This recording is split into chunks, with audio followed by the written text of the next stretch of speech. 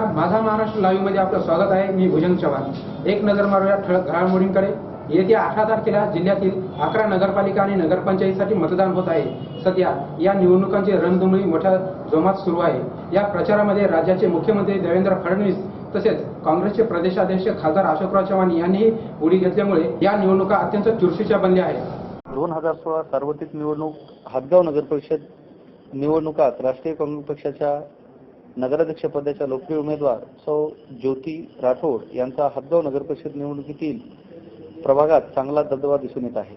हातगावचे माजी आमदार माधवराव पाटील जवळगावकर तसेच प्रदेशाध्यक्ष अशोकराव चव्हाण यांच्या मार्गदर्शनाखाली माननीय ज्योती राठोड यांचा विजय या नगर परिषद निश्चित दिसून येत आहे. एकंदरीत राठोड यांच्या 2 वेळेसचा नगरसेवक पदाचा अनुभव तसेच जनसामान्य महिला अनुसूचित जमाती यांच्यातील संपर्क तसेच माननीय प्रदेशाध्यक्ष अशोक चव्हाण यांच्या मार्गदर्शनाखाली त्यांनी केलेली विविध विकास कामे तसेच वीज पुरवठा, सांडपाणी व्यवस्थापन, रस्ते, पाणी पुरवठा आदी कामे यामुळे त्यांची हातगाव नगर परिषदेतील नगराध्यक्ष पदाचा विजय निश्चित असल्याचा त्यांनी माझा महाराष्ट्र लाईव्हशी बोलताना सांगितले.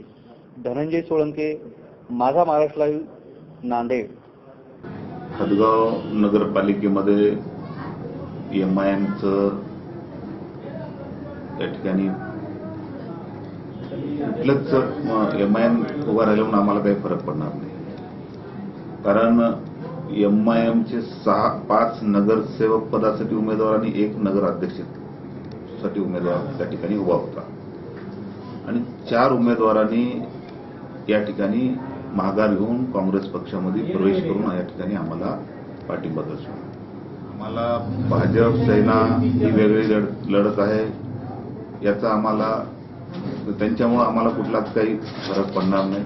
आमची जी वोट बँक आहे, आमचे जे मतदार आहेत, आमचे जे सर्व समाजाचे, सर्व जाती, सर्व समाजाला घेऊन चालणाऱ्या काँग्रेस पक्षासोबत सर्व समाज जी काय आमची पहिल्यापासूनची काँग्रेसची या ठिकाणी वोट बँक आहे, काँग्रेसच्या विचाराची हातगावमध्ये जनता आहे आणि ती सर्व आमच्या सोबत आहे. त्यामुळे निश्चित येणाऱ्या 18 तारखेला जनता आमच्या सोबत आहे. याचबरोबर हे बातमीपत्र संपलं. पुन्हा भेटूया. नमस्कार.